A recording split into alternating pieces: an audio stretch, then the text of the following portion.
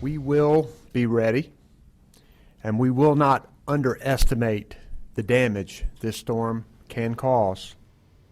Governor Cooper spoke within the last 30 minutes, warning that the time to get ready for Dorian is growing short. Good afternoon. I'm Mark Taylor. The devastation in the Bahamas is heartbreaking. Take a look at this video after the storm. Just a massive pile of rubble left what used to be a neighborhood. In the midst of that extensive, widespread damage, we know at least 7 people have died. Officials there expect that number to rise.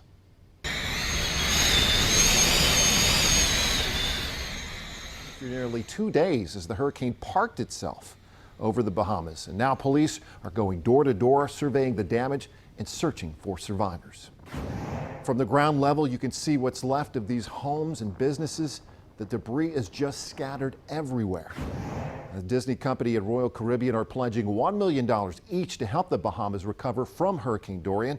Disney will make donations to nonprofits that work on recovery and rebuilding. Royal Caribbean is already loading supplies onto its ships for direct delivery to the Bahamas. They will include water, generators, and cleaning supplies. Now, Channel 9 has several crews on the coast of North and South Carolina. They will continue to monitor conditions out there as Dorian gets closer, and of course we'll bring you those live updates. We start with meteorologist Keith Monday. He's in Severe Weather Center 9, who has the very latest update on the storm's track. Yeah, we haven't seen a dramatic shift at all with the storm today. It's been picking up a little forward speed. That's good news, but still a very well-defined center of circulation. Still a very strong Category 2 hurricane. The winds over 100 miles per hour. The outer bands of it are starting to work their way northward. We've seen at times activity getting in through Charleston, a little bit of rain up toward Myrtle Beach, but it's mainly been from Charleston south to Hilton Head, where we've had more of the impacts of the heavier rains. That will just continue to spread northward as we head into the rest of the night tonight. Winds 105. It's expected to stay right around that mark, but there may be some fluctuations up and down with this system over the next 24 to 48 hours. It's forecast to hold that Category 2 strength as it works its way just to the South Carolina, North Carolina line, and could still be a 2, even working in toward the Outer Banks by early Friday morning. So this forecast path has really not changed much at all over the last, 3 to 4 days. So that gives high confidence that that's where the storm is going. Proximity will give us not just a few clouds today. The breeze will kick up tonight, but we're really going to feel more of those impacts tomorrow. When I come back in a few minutes, we'll discuss how much rain, who gets the most rain to come in, and all about those winds as well as they start to gust up. Let's continue our team coverage, though, with Eyewitness News reporter Dave Faraday, who is live this noon at Myrtle Beach. We've had some rain there, Dave, but conditions will go worse as we head into the night. Yeah, Keith, I heard you talking about those outer bands down near Charleston. We're starting to see them up here in the North Myrtle Beach area. You can see some of those dark clouds.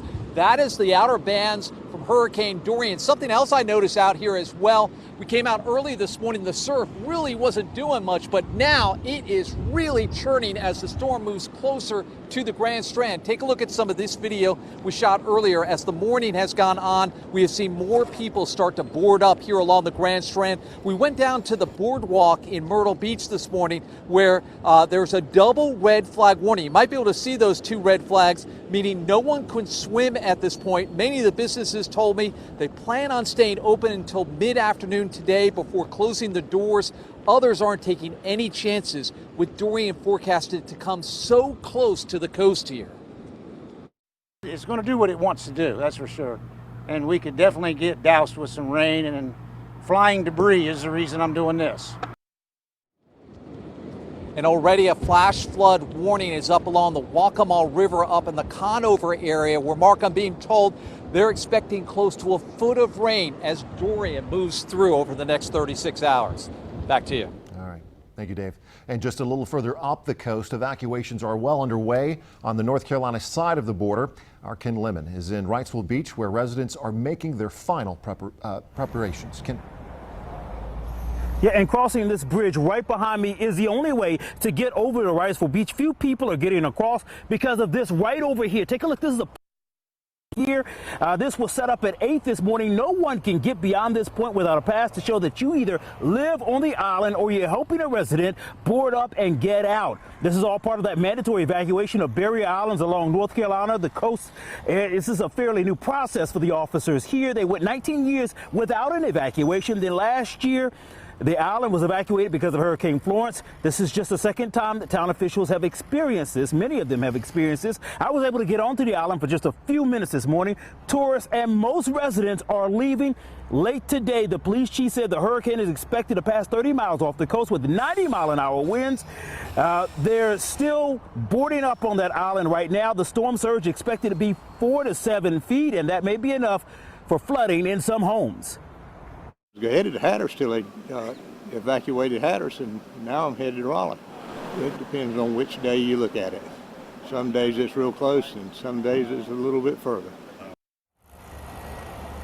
And timing is so critical here. That is because many people are wondering if this thing will come during high tide. If it comes to high tide and you get that strong storm surge, that could be disastrous, Mark.